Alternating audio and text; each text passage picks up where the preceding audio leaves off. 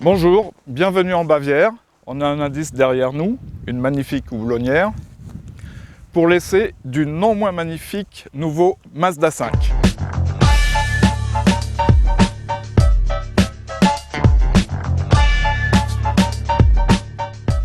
Le monospace compact de Mazda reste fidèle aux 7 places et aux portes arrière coulissantes.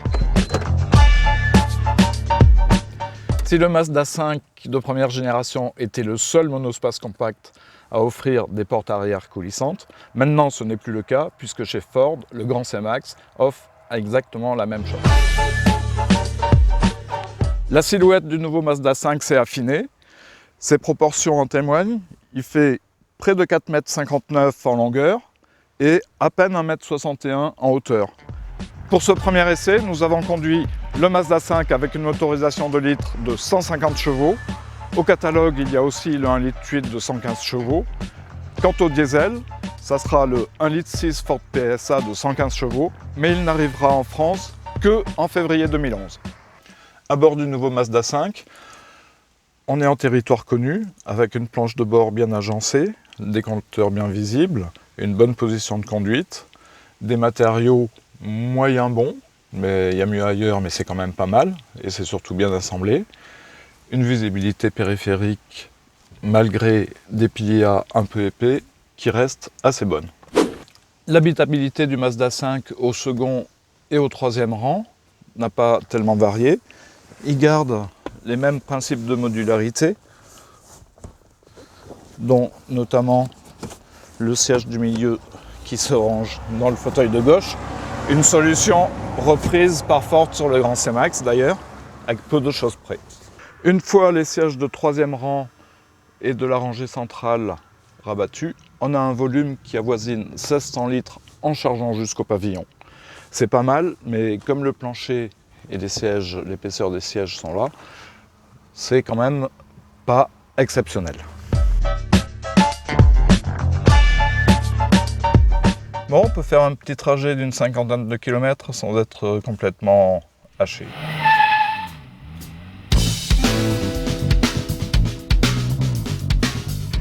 Le premier Mazda 5 commercialisé en 2005 faisait preuve de belle qualité dynamique et d'un confort honnête.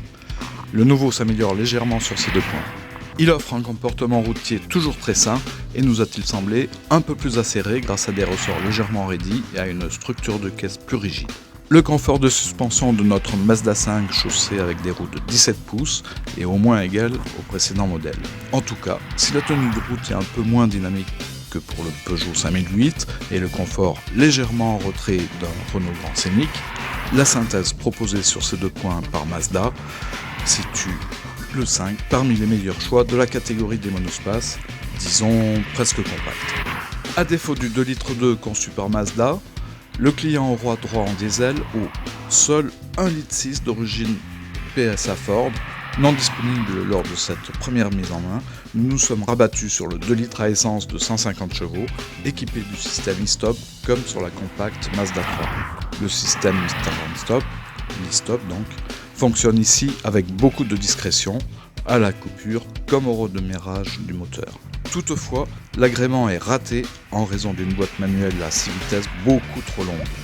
C'est bien dommage car la consommation, donnée en baisse de 13% par le constructeur, n'a pas dépassé lors de cet essai 10 litres au 100 en conduite normale, ce qui peut être jugé très raisonnable.